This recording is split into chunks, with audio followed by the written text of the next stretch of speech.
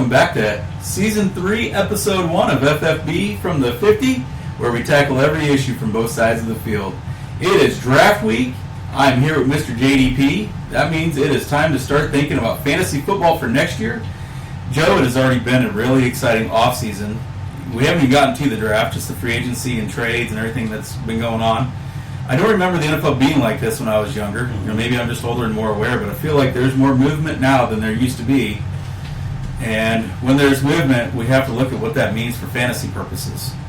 And I'd like to do several different videos, so make sure you go down, hit the like button, subscribe to this channel, come out for those updates so that you can see these videos as we're releasing them. It's never too soon to start formulating a plan for the draft. So let's go ahead and start looking at some of these guys.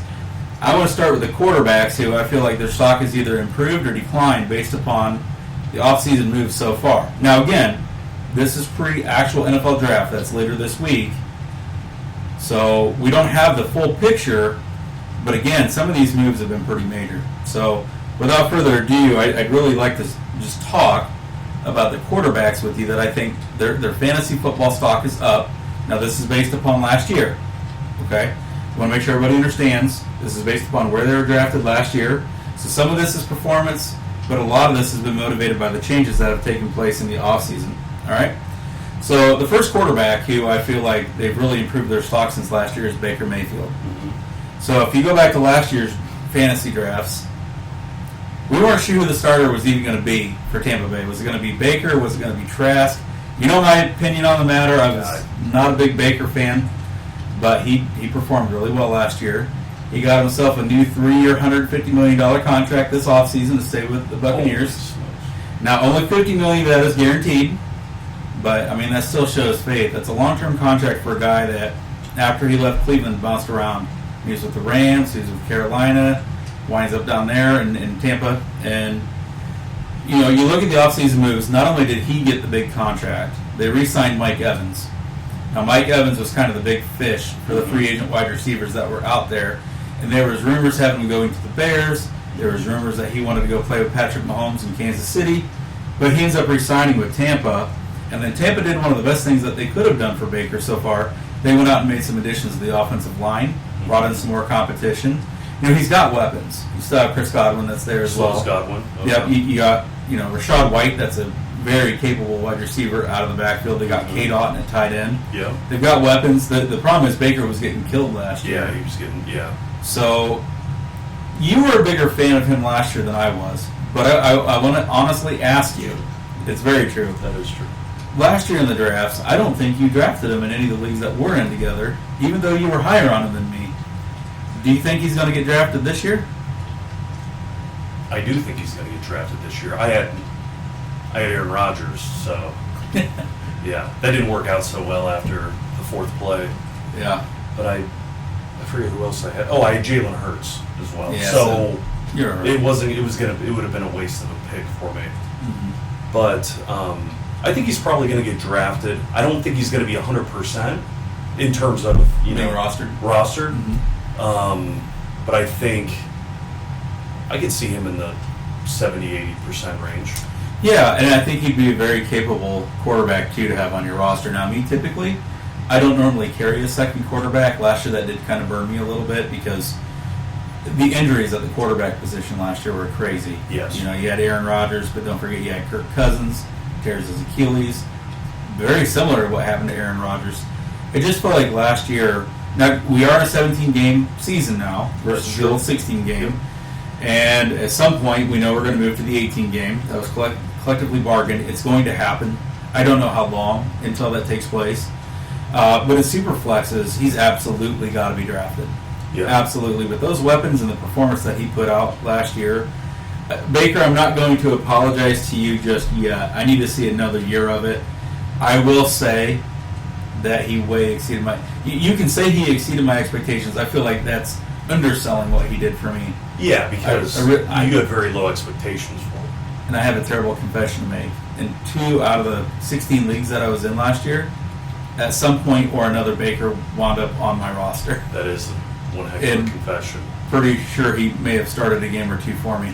Yeah, that's a real confession. It's attrition, but having said that, he really did perform pretty well. So for me, Baker, stock up compared to last year. And I think you know what you're going to get from him. Now you can go out and you can draft these rookie QBs that are, get a chance. But there's nothing quite like a veteran. And now he's with the same team. He has 2 Pro Bowl level receivers and a Pro Bowl level running back. You kind of know, with a better offensive line, they have high expectations. If he stays healthy, you kind of know what you're going to get from him. Yeah, and I really don't think that Tampa is done addressing that offensive line. Yeah. They have the weapons. They are going to have to start looking forward. Again, you've got contracts that are going to come up. Chris Godwin's going to have to get paid at some point. Yeah. He's going to be looking for his next contract. I wouldn't be surprised to see them continue to load up on the offensive side in the draft. Now, they do need help on the defensive side. Yeah. But when you look at the division that they play in, Carolina's no threat. The Saints, that offense, they did not take the step that we were thinking they were going to take with Derek Carr. They're not really a threat. Atlanta's a legit threat. Mm-hmm. Depending on how Cousins comes back from the... Yeah, no matter who ends up playing quarterback for them this year, I cannot see that performance being any worse than what they had last year. Yeah, I'm with you on that. So, but that offense, it's a threatening offense now because there's at least a legitimate quarterback in the room. Yep. They didn't have that last year. I mean, you and I both like Heineke, and he barely got a shot. Yeah, he didn't get a chance. It was always going to be the Desmond Ridder show, and when Heineke got a shot, I feel like the entire offense had already checked out by that point. Yep. So I think you're right. Yeah, I mean, continue to work on that offense. The NFC is pretty wide open. You've got the teams like Philly that we thought last year was going to run all over everybody, but they ran into a hiccup in the second half of the season. They were 50. You got San Francisco that I feel like they got exposed in the Super Bowl. They're probably still the best team. Yeah. The Rams are an up-and-coming team, but you got to win your division first. And I really feel like Tampa's not done building up Baker. I'm with you on that. So I wouldn't be surprised if they get 2 1,000-yard receivers. Right. And honestly, Baker can make it happen. He did do it with Jarvis Landry and Odell Beckham. Mm-hmm. He has done it. Be nice to see if we want to look at him as a true fantasy asset. He has to do it on a more consistent basis. Yeah. He does have it in him. I think consistency is going to be a great thing for him, working with the same wide receiver, same offense, with an improved offensive line. Yeah, now running for his life. Yeah, absolutely. Rashad White proved he could be that very valuable little check down, that quick outlet, the quick hit. I think Kate Otten's going to continue to develop Absolutely. for him. There's reason for optimism. I'm with you on this. The next quarterback, and this one hurts. I'm not feeling the love on this one, but we got to talk about him, is Jordan Love for Green Bay. His stock is up. I had him in several leagues last year. Played him early on because I had to due to injuries. My guys came back. I dropped him. Roster spots are so valuable. Should have held on to him. He tore it up in the second half. You look at what Green Bay has done. They got Jaden Reed. They've got Christian Watson. They've got Romeo Dobbs. They went out and drafted Musgrave last year to play tight end for him, that Luke Musgrave kid. And then this year they go out and they get Josh Jacobs. Now, Aaron Jones has produced throughout his career, but last year he was not healthy. Yeah, he was hardly on the field. Quite a bit. Yep. A.J. Dillon didn't do much. So what do? In order to keep their quarterback clean and make sure that there's throwing lanes, you have to have a respectable run game. They go out and bring in Josh Jacobs. Now, in Vegas, Jacobs really was not relied on a whole lot in the passing game, but when he was asked to do it, he was very capable. And he had some injuries last year. Yeah, he right? got banged up a bit. He's had some injuries in his career, but the biggest thing that hindered him last year was the coaching in the beginning of the season with Josh McDaniel. Yes. Once McDaniel was out, and then he went back to being Josh Jacobs. You take him and you put him in an up-and-coming offense, and we're going to talk about Jacobs coming up. That's going to do nothing but actually help Jordan Love. Again, when you have that running back that can pound the rock between the tackles, outside the tackles, wherever you need him to, those safeties are going to have to come down. That's going to open up lanes. Those linebackers are going to have to play honestly. They're going to have to stay in their lane. That's going to do nothing but help Jordan Love continue to develop, and he already did pretty well. Set the league on fire in the second half last year. He sure did. So he had a heck of towards the end of the year. He was incredible. Oh, he was on fire. So Speaking of another guy that set the league on fire, my number one quarterback whose stock is up based upon where he was drafted last year, it's got to be C.J. Stroud. Yeah. Top 5 quarterback. We kind of harped on him a little bit. I was not high on either him or Bryce Young coming out of college in last year's draft. It's tough to be high on a quarterback as a rookie coming in fantasy football. Right. It's one thing to be high on him in actual football. It's another thing to be high on him in fantasy football. Oh, absolutely. You know, I mean, even veterans. Guys like Jared Goff, guys like Baker Mayfield. Yeah.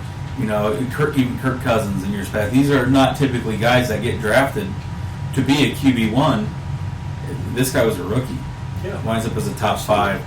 But not only is his stock up based upon what he did last year, now Tank Dell is going to come back at some point this season. He got hurt late, so we got that to work with. But Nico Collins is a stud.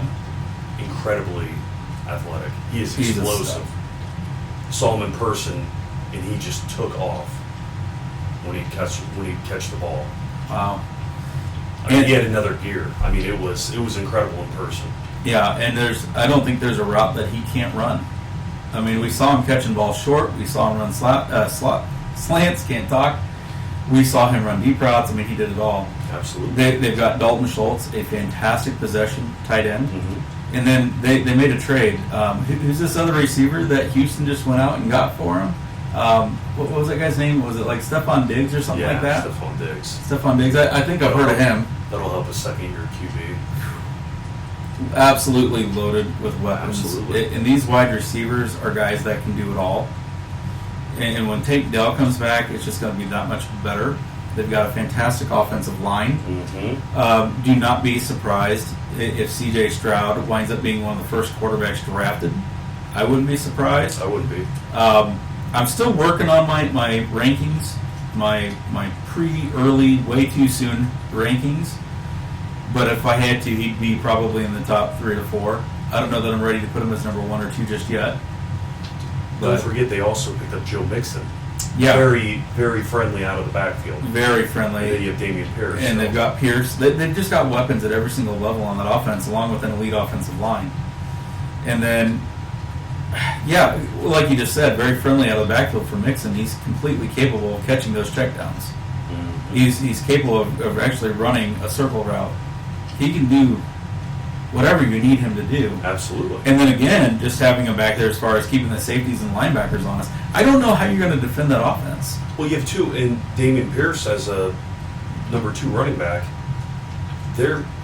He's a top 30 running back. Right. I mean, he'd be a starter in some places Oh, sure. from what he's shown. And even in fantasy last year, he was drafted as a late end RB1, early RB2. Yeah.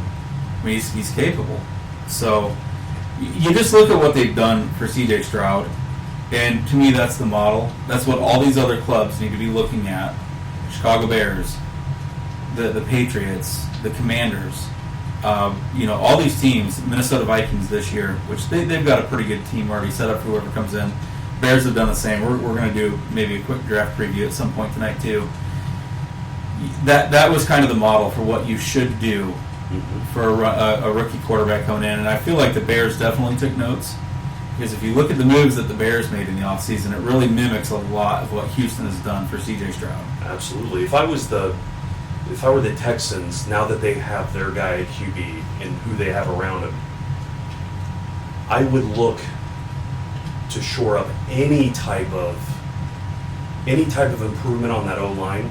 I would do. Mm-hmm. If those aren't sexy picks, but if I were the Texans, I would go out of my way to try to protect him, because if he's upright with those receivers and those running backs, that is scary. That's like tough. That's Super Bowl level scary. Oh, it's tough. Yeah, and don't forget they actually won a playoff game with a rookie quarterback Oh last yeah, year. and he didn't look like it was out of. I mean, he was. It wasn't too big for him. Nope, he was comfortable out there. It was so awesome. if they can improve that, and like you said, they do have a good O-line, but if they can improve it even just a little bit, one of those positions, oh man, yeah, sky's the limit. Absolutely. So those are my 3 quarterbacks, Joe, that I feel like have improved their fantasy stock. We're not talking from the end of last season. But we're talking. Yeah. We're in draft season, so we're comparing draft to draft. But, a lot of these guys, not only were they already doing it on their own, this offseason their teams have taken care of them. Yeah. C.J. Stroud's not going to sneak up on anybody. No. But he did last year. He sure did. Jordan Love did last year. Absolutely. Baker Mayfield did last year. And this is one of the things that I love the most about fantasy football, is looking back and saying, where did that come from? Learning those lessons so it can be applied in the next season. I think that's so valuable. And you know what I would... Now, you mentioned Jordan Love. We saw what Baker previously got into play, and C.J. Stroud, we didn't know what he would do. But Jordan Love, it's easy to be a Monday morning quarterback. But last year, I would have took a chance on Jordan Love because he had 3 years on the bench. Was it 3 years he had? Last year was his third year. Last year was, so he had 2 years to learn under Aaron Rodgers. Mm-hmm. And that makes a big difference. I would have took him last year over any of these rookie quarterbacks this year, because those 2 extra years of being in the league and seeing how a first ballot Hall of Famer works. I mean, that's incredible. Look at what happened. Look what Patrick Mahomes did. Right. So I mean, spent a year learning under Alex Smith. Yeah. I mean, C.J. Stroud was really. I mean, that was incredible, especially with a defensive-minded coach. He broke the mold. He sure did. That was not supposed to happen. But kudos to that coaching staff. And it's really interesting. So I don't know how many of the offseason interviews you've heard coming from that Houston coaching staff, but one of the things that they said is when he came in, they did not install the entire offense right away. They watched him very carefully, and then they basically said, this is what he's doing well, this is what he still needs to work on. Mm-hmm. And they catered the offense in the beginning of the season to only what he was doing well. And they worked on the deficiencies in practice until they felt comfortable adding it to the game plan. Imagine that. Do you ever hear a defensive-minded quarterback or a defensive-minded head coach thinking along those lines? Well, you're right, but that's a sign of a good coach. Because he's listening to the offensive, to the people that do know. Right? Absolutely. Yeah, D'Amico Ryans he's phenomenal. He's doing a great job. He's killing it. He really is. I mean, that's props. And if that was just the tip of the iceberg, imagine what it's going to be when the playbook is completely open, because they've said, even at the end of last year, the playbook was not completely at his disposal. It will be this year. That could be scary. Oh, absolutely. Scary. And that stinks because, I love my Bears, but I also love my Colts. That's the beauty of being in Northwest Indiana. It's not good for the Colts, but it is good for football. Mm-hmm. It's good for fantasy football. Mm-hmm. Man, I just love this stuff. It's good for some parts of Texas. Yeah, not so good for some other parts. Yeah, not if you're from the Dallas area and you got to really wonder about your quarterback situation. Yeah. So, but there is good, but where there's good, there's also bad. So now let's talk about 3 quarterbacks whose stock has really been hurt. And I'm going to start with Justin Herbert. And Herbert was drafted last year, usually as the number 4 to number 6 quarterback in that range off the board. But there is a lot of change for the Chargers. First off, let's start head coach change. Harbaugh comes in. He likes to do a run-first offense. He's a pound of ground. You look at J.J. McCarthy, and there were games that he didn't even attempt double-digit passes at Michigan. Now, that's not to say they're going to do the same thing here. Herbert is in a different kind of class. But number one, just the scheme. He's got to learn a new scheme, and it's a run-first scheme. But for me, what's really damning is I'm going to read this off, and I want this to sink in, okay? Last year, Justin Herbert, he did 456 passing attempts for 297 completions, okay?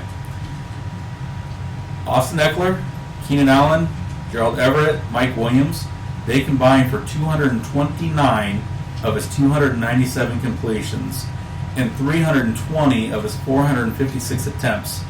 So Herbert lost 70% of his targets and 77% of his completions. They're gone. Now you got Jalen Guyton.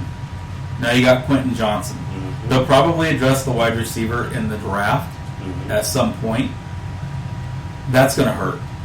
Who's he going to pass the ball to? Now, I like Jaden Guyton. I liked Palmer last year. Josh Palmer is a great guy to pick up, plug and play when Guys like Mike Evans were going down, so Mike Evans was hardly ever healthy. But Eckler's gone, his little check down. Everett, his tight end, is gone. Who's going to throw the ball to? I'm with you. I mean, for me, that really hurts.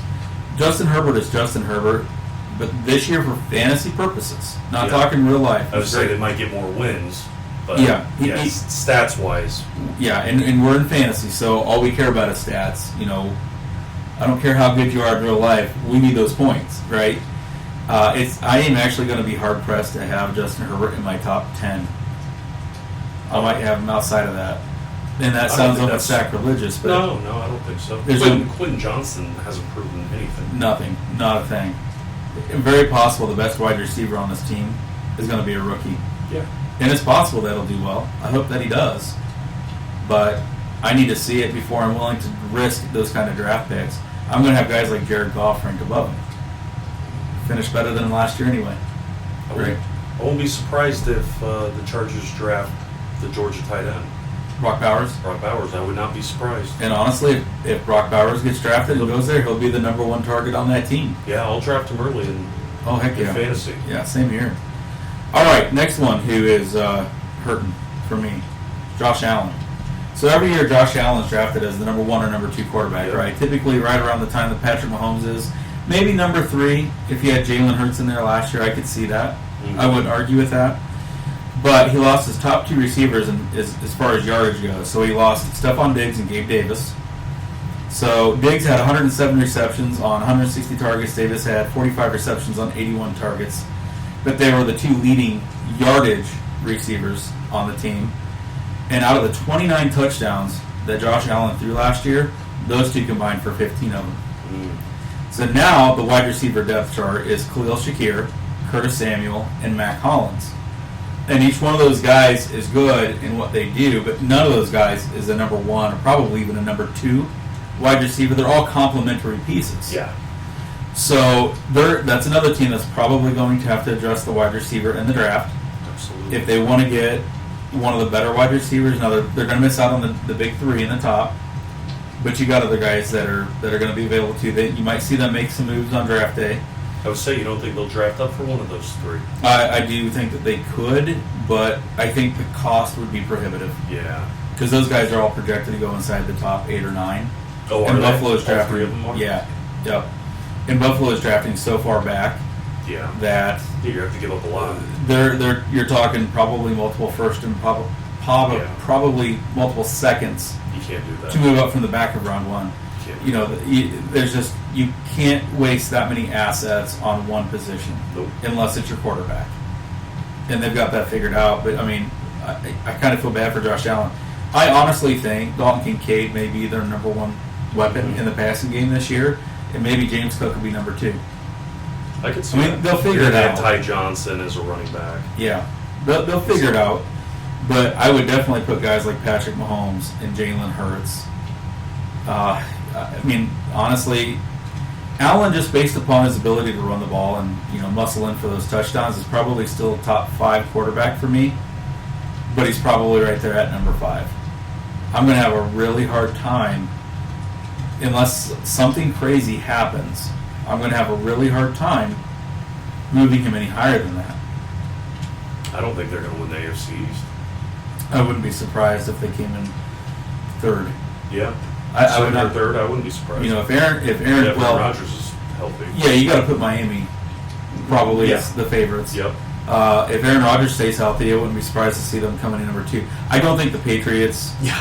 I mean, never say never, because I wasn't high on Houston last year either, and we saw what they did. If you just happen to strike magic and capture that, who knows? I mean, these are all NFL caliber players, but I just feel like that's a lot of holes. I just don't see it. Well, the Jets now have, instead of Wilson as the backup, now they have Tyrod Taylor. That makes a big difference, too. As long as they don't try to give him any pain medication in his ribs, he should be good. Yeah, stay away from his lungs. Yeah, stay away from his lungs and, ruining his career. Yeah, no kidding. And then the third quarterback whose stock is down, and we don't even really need to talk a whole lot about this, but I had Justin Fields ranked inside my top 5 last year. It's personal. sounds sensitive. Yes. I'm because I gave him a long-term contract in our Dynasty League.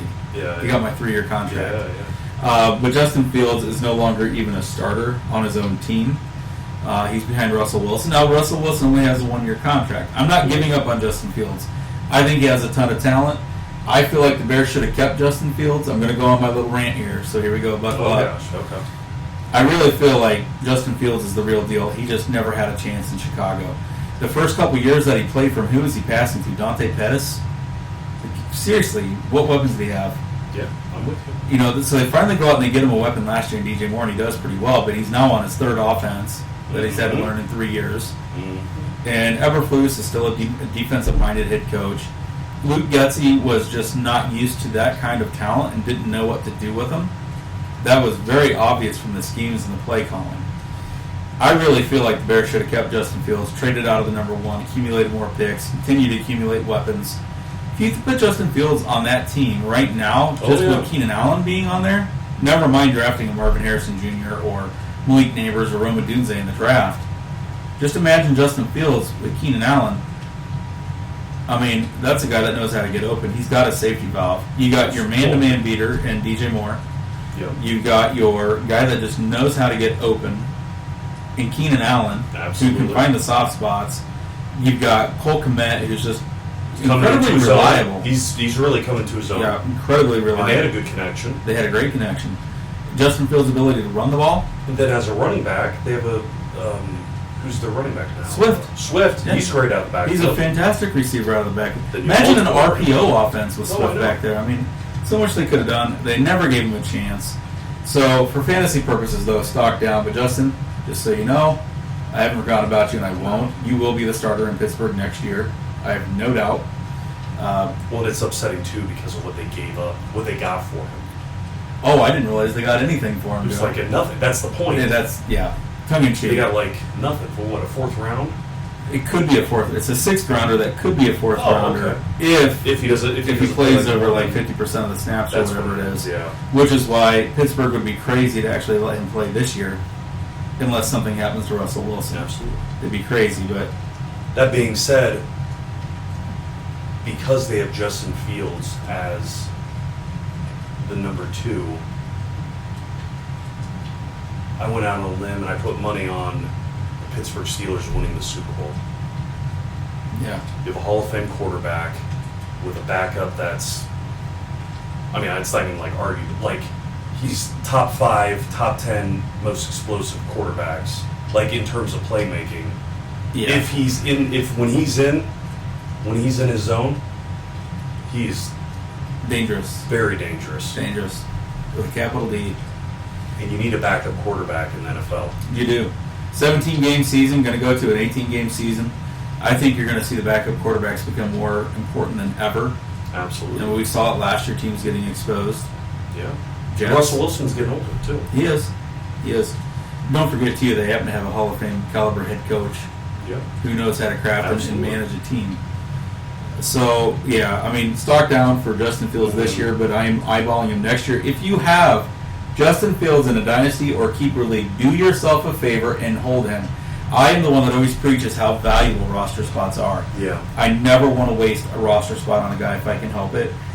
But when you have a guy that's that explosive and not much of a playmaker, you do not let that guy go. You're right, and I think they're going to do something with him. Well, they'll be special. They're going to have packages with him. I believe it's over 50% of plays, of offensive plays. Not 50.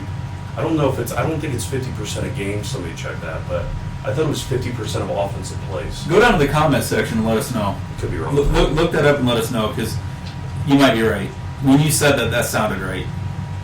That sounded right. Where, like, with the trade with Wentz, it was a certain percentage of the games maybe played. Yeah, Was that appearances. also appearances? Yeah. So, like, if you make one appearance in that game, Yeah. that counts as a. It counts as a. Or I want to say this is plays in offensive. I can look it up. Definitely go down to the comment section and let us know. Yeah. Look that up for us. And then while you're down there, go down to the comment section and let us know who you think their fantasy stock has been helped or hurt the most since last year's draft. We're not talking about the end of the year. We're talking about since last year's fantasy football draft. Now, If you want to go there and throw in some nuggets about why you think they've really improved in this offseason, go for it. That's what the comment section is for. Please interact with the channel. It's way more fun to get down there and have these conversations and debates. You do not have to agree with us. If you do, it's rather boring. Go down there, but always make sure you defend your position. If you're going to go down there and give us a hot take, make sure you're telling us why. Otherwise, you're just a clown. I hate that. Hate it. I hate it. Hate it. I hate it. If you want to see us expand this to other social media platforms, let us know. We're talking about Rumble as a potential landing spot. We're going to be more active on X. Season 3, we're going to take off. Anybody has any editing experience that wants to help out, let me know. I like making content, but I'm just a little bit too old for that whole tech thing. Getting there, working on it slowly but surely. But, Season 3, we're going to take off. We're going to hit the ground running. YouTube, you're going to make sure you leave all of our videos up. Yeah, I'm looking right at you, YouTube. I know what you did to us last year. I haven't forgotten it. All right, anything else for this video, Joe? No, thanks, good. All right, make sure you like this video, subscribe to this channel. Come on back. We're going to do videos like this for the running backs, wide receivers, and tight ends. And I didn't tell Joe this ahead of time, but we're going to do a sneak premiere of the NFL Draft since it's this week. That's going to be completely raw, unfiltered, and unedited, and I'm going to give some very strong opinions, because why not? Why not? We have a platform, we might as well. Might as well. Might as well. Okay. So, all right, folks, until next time, see ya.